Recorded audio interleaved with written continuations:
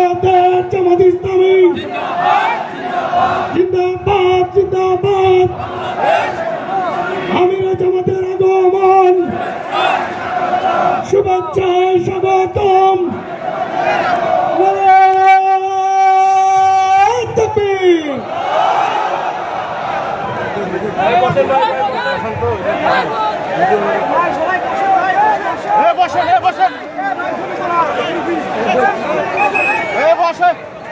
আসসালামু আলাইকুম ওয়া রাহমাতুল্লাহ।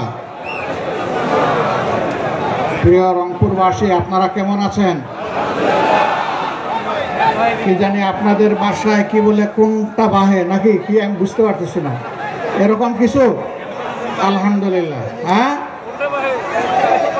কেমন আছেন বাহে?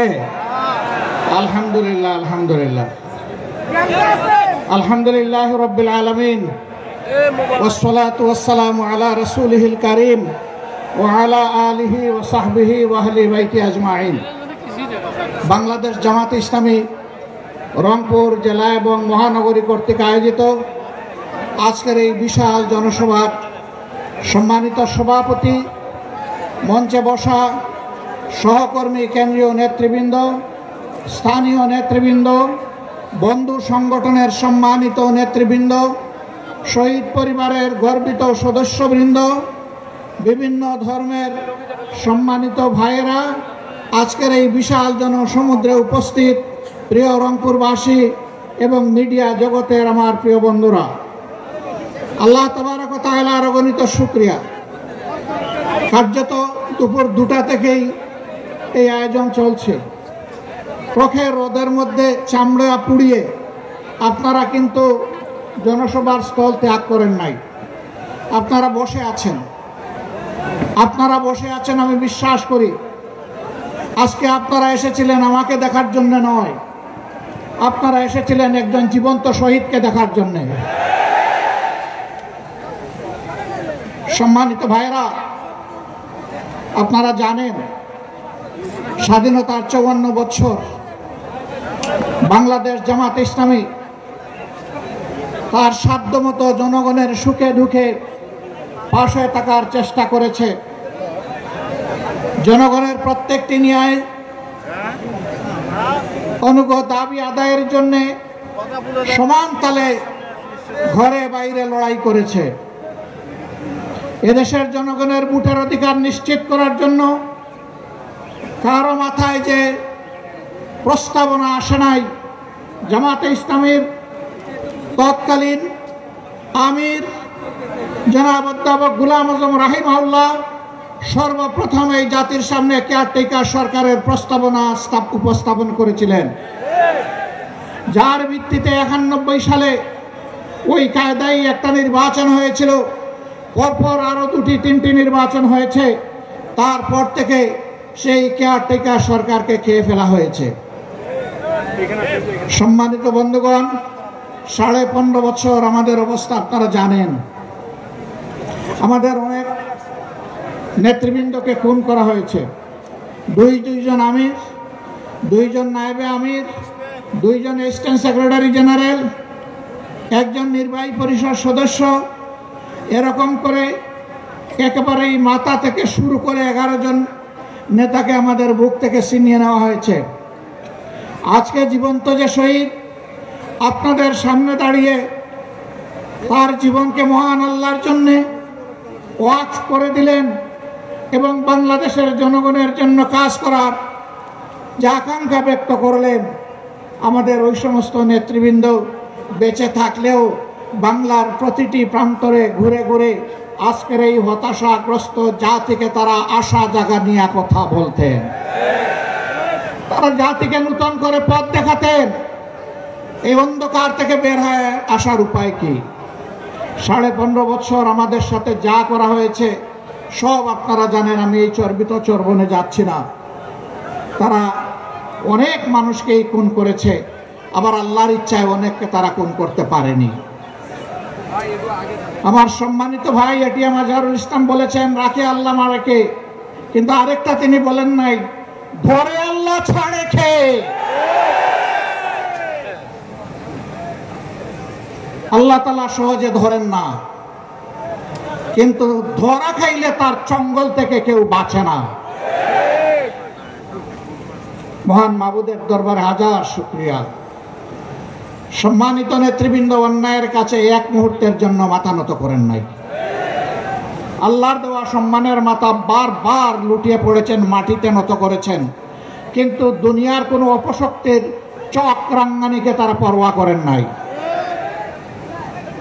কোন লোভ লালসার দিকে ফিরে তাকাননি, হুমকি দমকিকে পাত্তাই দেননি, বরঞ্চ ফাঁসির মঞ্চে গিয়েছেন হাসতে হাসতে।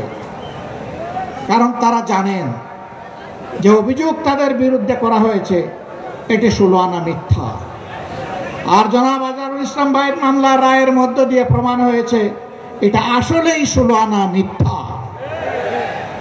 তারা যদি বেঁচে থাকতেন, আমরা আদালতের আশ্রয় নিতাম, আমরা নিশ্চিত একই ন্যায় বিচার, একই রায় আমরা পেতাম।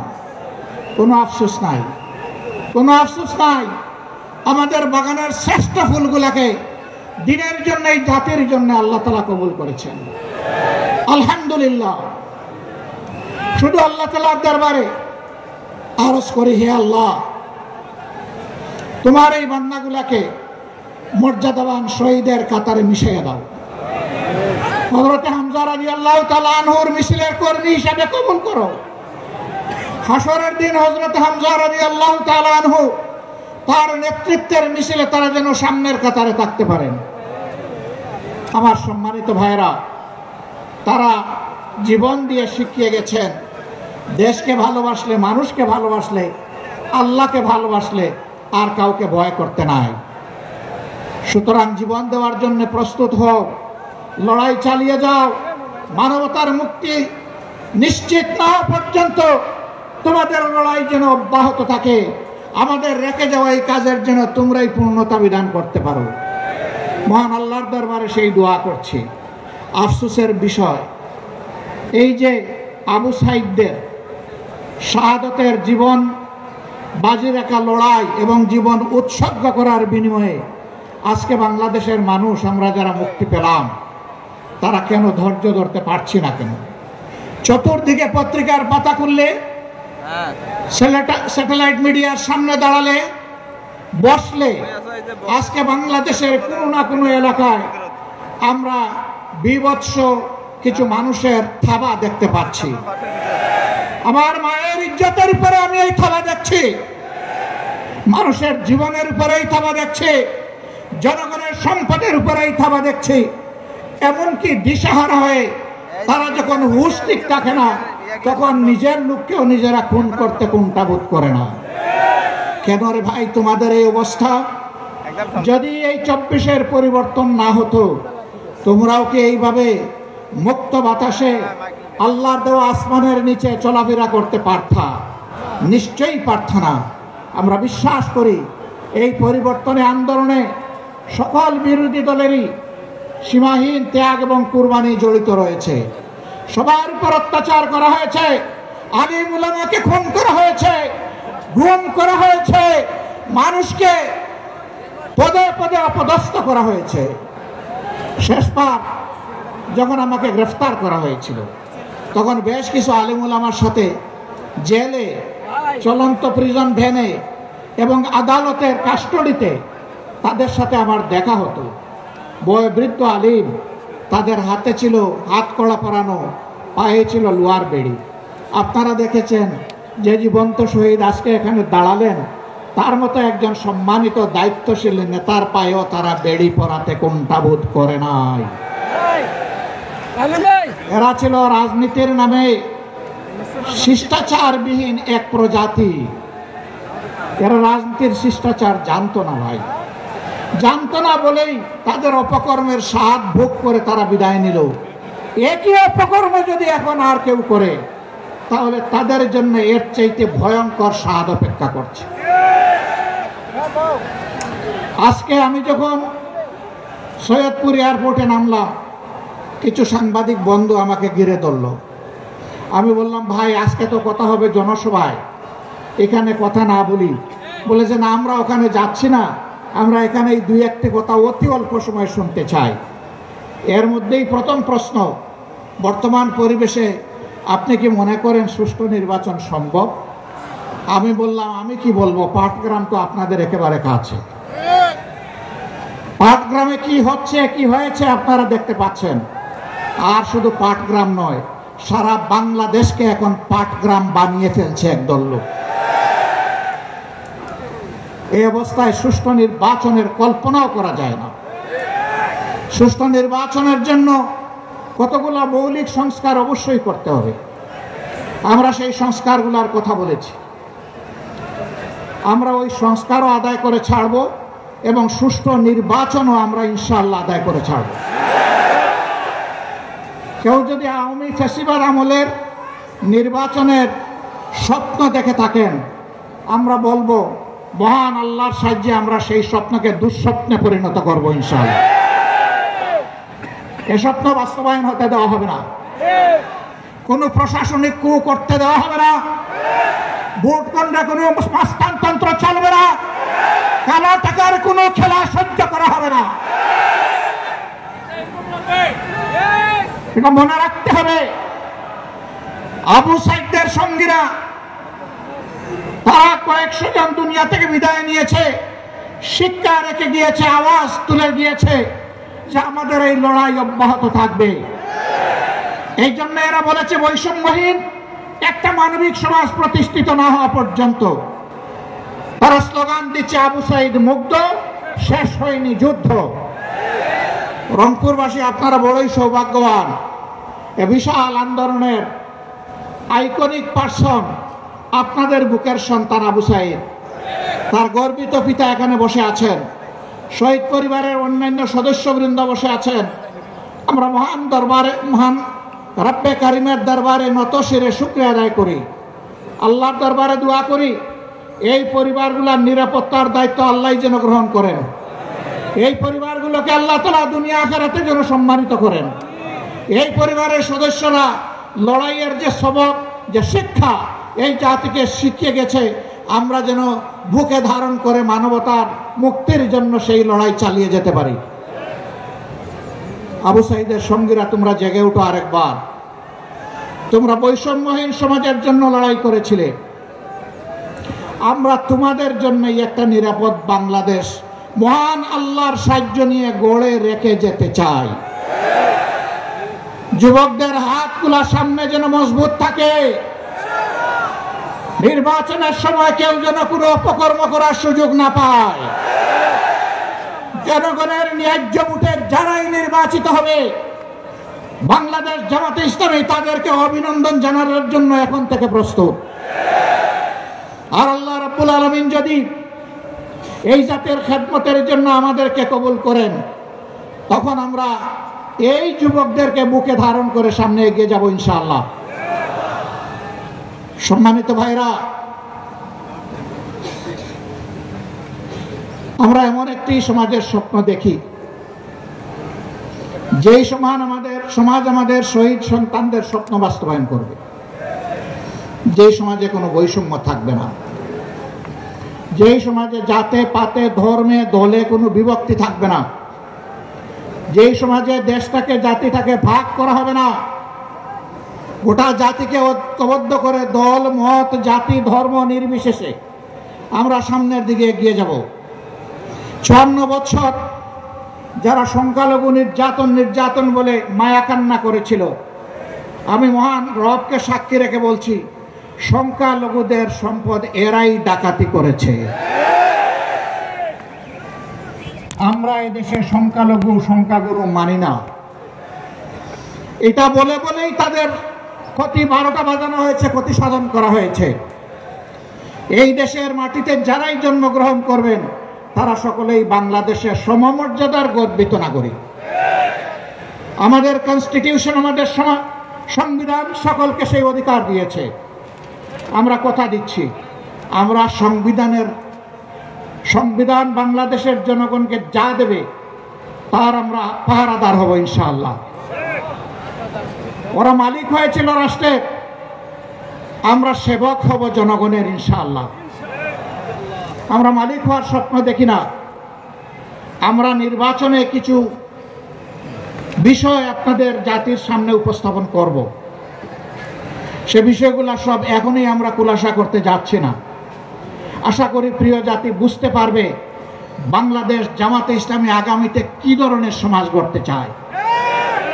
আমরা শুধু এতটুকু বলতে পারি, রাসূল করিম সাল্লাল্লাহু আলাইহি সাল্লাম যেই সমাজটা করে দুনিয়া থেকে বিদায় নেওয়ার আগে বিশ্ববাসীর সামনে ঘোষণা দিয়েছিলেন, আজ বিশ্ব সম্প্রদায়ের কাছে এমন একটি সমাজ উপহার দিয়ে যাচ্ছে, যেই সমাজে ইয়েমেনের সানা থেকে মরক্কোর হাজারামাউত পর্যন্ত ৩৫০০ মাইলের রাস্তা একজন পূর্ণ বয়স্ক যুবতী তার সমস্ত সত্তা দিয়ে একা একা সফর করবে।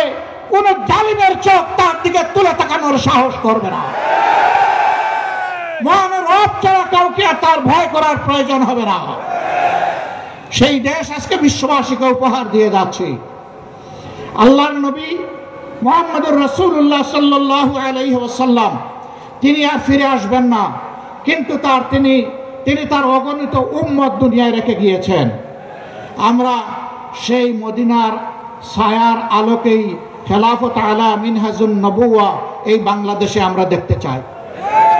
খেলাফতের নাম শুনলে, শরিয়ার কথা শুনলে অনেকে গায়ের লোম খাড়া হয়ে যায়, কারণ তাদেরকে শোনানো হয় ঘর থেকে বের হইতে পারবা না, মন মতো পোশাক পরিচয় তোমরা পড়তে পারবা না, এবং তোমরা যা ইচ্ছা তাই বলতে পারবা না, করতে পারবা না। লোভের বশবর্তী রাষ্ট্রের ধন চুরি করলে তোমাদের হাত জায়গায় থাকবে না। যদি তোমরা কোনো পরনারীর ইজ্জত লুণ্ঠন করো তাহলে তোমাদের জীবন রক্ষা পাবে না। এই কথাগুলো তাদেরকে শোনানো হয়। সঠিক, কিন্তু কেন, কিভাবে? একজন লোক যদি অভাবের তাড়নায়, ক্ষুধার জ্বালায় বাধ্য হয়ে যদি চুরিতে লিপ্ত হয়ে যায়, রাষ্ট্র তার হাত কাটবে না, আমরা গ্যারান্টি দিচ্ছি।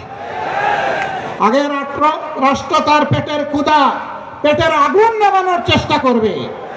যেই রাষ্ট্র তার নাগরিকের অন্য, বস্ত্র, বাসস্থান, খাদ্য এবং চিকিৎসা, শিক্ষার ব্যবস্থা করতে পারে না, সেই রাষ্ট্রের তার নাগরিককে শাস্তি দেওয়ার অধিকার থাকতে পারে না। বলবেন তাইলে এখন যে যার মতো করে চলবে না। ওই রাষ্ট্র গড়ার আগ পর্যন্ত বর্তমান সংবিধান অনুযায়ী দেশের নিয়ন্ত্রণ এবং আইন শৃঙ্খলা সরকারকে রক্ষা করতে হবে। প্রিয় ভাইয়েরা, জায়গায় জায়গায় আমরা দেখছি, সাংবাদিক বন্ধু দ্বিতীয় প্রশ্ন করেছিল, দেশে বিভিন্ন মব হচ্ছে, আপনারা এগুলা সমর্থন করেন কিনা? আমরা বলছি মব কোনো নতুন কালচার নয় বাংলাদেশে। ৭২ সাল থেকে এই মব চলছে। ৭২ সালে স্বাধীন বাংলাদেশে নারীদের স্তন কেটে মালা বানিয়ে গলায় পড়েছে এমন কুলাঙ্গার এখনো বাংলাদেশে জীবিত আছে। সে নারী যেই হোক, সে আমার মা, সে আমার বোন, সে আমার মেয়ে, তার স্তন কাটা তো দূরের কথা, তার ইজ্জতে হাত দেওয়ার অধিকার আমার আল্লাহ কাউকে দান করেননি। সেগুলা কি মব ছিল না? জীবন্ত মানুষকে কুচিয়ে কুচিয়ে ব্যানার দিয়ে ক্যামেরার সামনে, মুভি ক্যামেরার সামনে হত্যা করা হয়েছে, সেগুলাও মব ছিল। তাই বলে আমরা কি মবকে সমর্থন করব? না, সমর্থন করার প্রশ্নই উঠে না। কোন নাগরিক নিজের হাতে আইন তুলে নেওয়ার এখতিয়ার রাখেন না। রাষ্ট্রের বিদ্যমান আইন, সে যে আইন হোক, সেই আইনের ভিত্তিতেই বিচার হবে। যদি কেউ অপরাধ করে থাকে, অপরাধের বিচার করার দায়িত্ব জনগণের নয়, এই দায়িত্ব বিচার বিভাগের, সরকারের পক্ষ থেকে বিচার বিভাগ এবং সরকারকে, নির্বাহী বিভাগকে মিলেই বিচার নিশ্চিত করতে হবে। ২৪-এর গণবিপ্লবে, গণ আন্দোলনে যারা নিহত হয়েছেন, যারা ক্রিটিক্যালি ইনজিওর্ড হয়ে আহত হয়েছেন, যারা পঙ্গু হয়েছেন, যারা মেরুদণ্ডে বুলেট বিদ্ধ হয়ে জীবন্ত লাশ হয়ে নিজের ঘর কিংবা হাসপাতালের বিছানায় পড়ে আছেন, এখনো তাদের চিকিৎসা আমরা দিতে পারিনি। এই উপকর্মে যারা সরাসরি জড়িত ছিল, তাদের বিচার এদেশের জনগণ দেখতে চায়।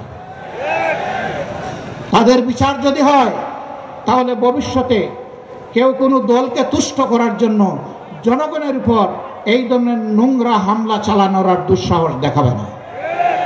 আর যদি বিচার না হয়, তাহলে অবিচারের সংস্কৃতির কারণে বাংলাদেশ একটা জঙ্গলে পরিণত হবে। আমরা কি আমাদের দেশকে জঙ্গলে পরিণত করতে দেব? প্রশ্নই উঠে না। সম্মানিত ভাইরা, আগামী নির্বাচনকে সামনে রেখে বহু ধরনের ষড়যন্ত্র আমরা লক্ষ্য করছি, বহু ধরনের কথাবার্তা ময়দানে শুনতে পাচ্ছি, বহু ধরনের ইঞ্জিনিয়ারিং এর আলামত বুঝতে পারছি। আমরা সবাইকে স্মরণ করিয়ে দেই, এই শেখ হাসিনা, তার হাতে সকল বাহিনী ছিল, দুর্দণ্ড প্রতাপ ছিল, জায়গায় জায়গায় নিজের লোক বসিয়েছিল, ক্যাডার মাস্তানদের দিয়ে রাষ্ট্র পরিচালনা করেছিল। কিন্তু যখন জনগণের জাগরণ, জনগণের বিস্ফোরণ যখন হয়েছে, তখন কি তাকে আর কেউ রক্ষা করতে পেরেছে? তাহলে যেই জনগণ এত মূল্য দিয়ে একটা পরিবর্তন এনেছে, সেই জনগণ আরেকটা ফেসিবাদ কায়েম করতে দিবে না ইনশাআল্লাহ। আমরা আপনাদেরকে কথা দিচ্ছি, ফেসিবাদ বিরোধী এই লড়াই ততদিন চলবে যতদিন প্রিয় দেশের বুকে ফেসিবাদের সামান্য চিহ্ন বর্তমান থাকবে। ফেসিবাদকে নিশ্চিহ্ন না করা পর্যন্ত আমাদের লড়াই কেউ থামাতে পারবে না ইনশাআল্লাহ। আর আমরা বিশ্বাস করি এই সকল কিছু নির্ভুল পূর্ণাঙ্গ একমাত্র সমাধান হচ্ছে আল্লাহর কোরআন এবং নবী মুহাম্মদুর রাসূলুল্লাহ সাল্লাল্লাহু আলাইহি সাল্লামের শাসন। এর বাইরে মুক্তির, শান্তির, ইজ্জতের, নিরাপত্তার কোনো রাস্তা নেই। রাস্তা একটাই, সেই রাস্তায় আজকে সমস্ত দেশপ্রেমিক এবং ইসলামী দল এক স্রোতে মিলিত হচ্ছে। আপনারা দোয়া করুন এই স্রোতের প্লাবন সমাজের সমস্ত আবর্জনাকে যেন ভাসিয়ে নিয়ে যায়, কিছুই যেন না থাকে। থাকবে শুধু এই দেশের সৎ এবং সত্যপন্থী লোকেরা। সে যে ধর্মের লোক হোক, যে দলের লোক হোক, কোনো আপত্তি নাই। এখানে কোনো দুষ্কৃতিকারীকে আর প্রশ্রয় দেওয়া হবে না ইনশাআল্লাহ। সম্মানিত ভাইরা, আজকে আমরা বিভিন্ন জায়গায় যা দেখতে পাচ্ছি, এখানে ওখানে বিভিন্ন আক্রমণ এবং আইন শৃঙ্খলা বাহিনীকে কাজ করতে না দেওয়া। আমরা আইন শৃঙ্খলা বাহিনীকে বলি, অতীতে যারা অপরাধ করেছে তাদের ব্যাপার রাষ্ট্র দেখবে। এখন আপনারা যারা দায়িত্বে আছেন, আপনারা দায়িত্ব পালন করুন। আপনারা ন্যায়ের পথে থাকবেন, আপনারা অন্যায়ের বিরুদ্ধে ব্যবস্থা নেবেন। জনগণ আপনাদের পাশে দাঁড়িয়ে আপনাদেরকে শক্তি যোগাবে ইনশাআল্লাহ। আমরা আপনাদের পাশে থাকব, কিন্তু অন্যায় করতে দেখলে সবার আগে আমরাই কিন্তু প্রতিরোধ গড়ে তুলব। অতএব অন্যায়কারীদের পক্ষ নেবেন না, ফ্যাসিস্টদের পক্ষ নেবেন না, জনগণের পক্ষে থাকবেন, কারণ জনগণ আপনাদেরকে রাষ্ট্রের এই দায়িত্ব দিয়েছে। অতএব জনগণের বিরুদ্ধে যারা যায় তাদের কি পরিণতি হয়েছে সেদিকে একটু তাকালেই চলবে। আমরা চাই না বারবার এই দেশে একই পরিণতি যেন আরো কিছু মানুষকে ভোগ করতে হয়, বরঞ্চ আমরা চাই প্রিয় দেশে সকল শ্রেণী পেশার মানুষ একত্রিত হয়ে আমরা দেশটাকে সামনের দিকে এগিয়ে নেব ইনশাআল্লাহ। সে দেশটা কেমন হবে? সেই দেশের যুবকরা বেকারত্বের অভিশাপে ইনশাআল্লাহ ভুগবে না। আমরা তাদেরকে নৈতিক এবং বাস্তবিক এমন শিক্ষা তাদের হাতে তুলে দিতে চাই যে শিক্ষা শেষ সাথে সাথে তার হাতে আসবে একটি কাজ। তিনি উদ্যোক্তা হতে পারেন, আবার কোনো জায়গায় চাকরিও করা লাগতে পারে। যার জন্য যেটা প্রযোজ্য তার হাতে ইনশাআল্লাহ এটা পৌঁছে যাবে। জিজ্ঞাসা করবেন এমন দেশ বাংলাদেশে আসমানের জমিনে আছে কিনা? এমন দেশ একটা দুইটা নয়, শত দেশ এইরকম আছে। তারা সার্টিফিকেট দেখে না, তারা ছাত্রদের ক্রেডেনশিয়াল নিয়ে যায়, ওখান থেকেই দিয়ে দেয়। আমাদের দেশেও তাই হবে। মা বোনদের কি হবে? 1.5 মণ ওজনের থালা কি সকল দরজায় ঝুলবে যে তারা বের হতে পারবে না? নৌ, তাদেরও যাদের প্রয়োজন আছে, যোগ্যতা আছে, প্রয়োজন এবং যোগ্যতা অনুযায়ী এই সমাজের উন্নয়নে সমান তালে তারাও ভূমিকা রাখবে ইনশাআল্লাহ। সেদিন দুইটা জিনিস বাড়তি পাবে, একটি তাদের মর্যাদা, আরেকটি তাদের নিরাপত্তা। এখন মর্যাদাও নাই, নিরাপত্তাও নাই, দুইটা তাদের হাতে তুলে দেওয়া হবে ইনশাআল্লাহ। আমরা যারা দুর্নীতিবাজ এরা আবার আমাদেরকে একটু ভয় পায়, কই বাবা এরা আসলে আমরা বাঁচবো কেমন? যেভাবে রাষ্ট্রের সাধারণ জনগণ বাঁচবেন সম্মানের সাথে, ঠিক একইভাবে আপনারাও বাঁচবেন সম্মানের। আপনি যা পাবেন তাই দিয়ে ইনশাআল্লাহ সম্মানের সাথে আপনার সংসার চলবে। এখন দুর্নীতি করতে গিয়ে এমনভাবে করেন যে শেষ পর্যন্ত কলা পাতায় ঘুমাইতে হয়, এটার দরকার পড়বে না ইনশাআল্লাহ। একজন বিচারপতি কলা পাতায় ঘুমাইছে না, ওটার প্রয়োজন হবে না। সম্মানিত ভাইয়েরা, এই জন্য একটা বৈষম্যহীন, দুর্নীতিমুক্ত এবং আগামীর একটা মানবিক বাংলাদেশ গঠন করা হচ্ছে জামাত ইসলামের অঙ্গীকার। এই অঙ্গীকার পূরণে আমরা সৎ এবং প্রতিজ্ঞাবদ্ধ। গত 10 মাসে আমাদের কার্যক্রম তার প্রমাণ। এত মজলুম দল হওয়া সত্ত্বেও আমরা ব্যক্তিগতভাবে কারো উপর কোনো প্রতিশোধ নেইনি। আমরা বলছি আমাদের হাতে কোনো মানুষের জীবন, ইজ্জত, সম্পদ ক্ষতিগ্রস্ত হবে না ইনশাআল্লাহ, কারণ আমরা আল্লাহকে ভয় করি। আল্লাহকে ভয় করার কারণেই কারো ইজ্জতের উপর, জীবনের উপর, সম্পদের উপর হাত পড়বে না। সম্মানিত ভাইরা, আওয়ামী হায়নারা আপনাদের সন্তান, আপনাদের ভাই জনাব এটিএম আজহারুল ইসলামকে আপনাদের বুক থেকে ছিনিয়ে নিয়েছিল। মহান আল্লাহর অশেষ মেহেরবানি, তিনি মুক্তি পেয়ে সম্মানের সাথে, ইজ্জতের সাথে, আইনি লড়াইয়ের মাধ্যমে, দুনিয়ার কোনো মানুষের দয়ায় নয়, কৃপায় নয়, আল্লাহর দয়ায় তিনি মুক্ত হয়ে এসেছেন। এই মুক্ত মানুষটাকে আজকে আমরা রংপুরবাসীর বুকে আমরা উপহার দিয়ে গেলাম। আপনারা কি তাকে কবুল করে নিলেন? আলহামদুলিল্লাহ। এখন থেকে বাকি জীবনে তিনি থাকবেন আপনাদের পাশে, আপনারা থাকবেন তার পাশে ইনশাআল্লাহ। তিনি জাতীয় জীবনে যাতে গুরুত্বপূর্ণ দায়িত্ব পালন করতে পারেন, মহান আল্লাহর দরবারে সেই দোয়া কামনা করি। শহীদ পরিবারগুলোকেও বলি, আপনারা সন্তান হারিয়েছেন, বয়স যাই হোক, এখন এটিএম আজহারুল ইসলাম আপনাদের হারানো সন্তান। ইনশাআল্লাহ তিনি বাড়ি বাড়ি যাবেন, আপনাদের পাশে থাকবেন, পরিবারের সদস্য হিসেবে তার দায়িত্ব পালন করবেন। আপনারা শুধু বুকের ভিতর থেকে তাকে দোয়া করে দেবেন ইনশাআল্লাহ। প্রিয় শহীদ পরিবার, প্রিয় আহত বঙ্গু ভাইরা, আমরা আছি, আপনাদের সাথেই আছি, পাশেই আছি। আমাদের অনেক কিছু করতে মন চায় আপনাদের জন্য, সামর্থ্যের সীমাবদ্ধতায় পারি না। আপনাদের কাছে ক্ষমা চাই, আমাদেরকে আপনারা ভুল বুঝবেন না। আপনারা আমাদের জন্য দোয়া করবেন, আল্লাহ যেন আমাদের সামর্থ্য আরো বাড়িয়ে দেয় এবং আরো নিবিড়ভাবে যেন, আরো সম্মান দিয়ে যেন আপনাদের পাশে আমরা থাকতে পারি। আপনাদের সকলকে আজকের এই জনসভা সফল করার জন্য অন্তরের অন্তঃস্থল থেকে শুকরিয়া জানানোর আগে জনাব এটিএম আজম সাহেব, তিনি যে দাবিগুলো আপনাদের সামনে উত্থাপন করেছেন সবগুলোই সঙ্গত এবং ন্যায্য দাবি।